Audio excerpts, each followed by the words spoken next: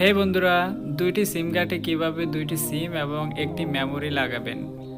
তো কিভাবে লাগাতে হয় আমাদের ভিডিওটি প্রথম থেকে শেষ পর্যন্ত দেখতে থাকুন।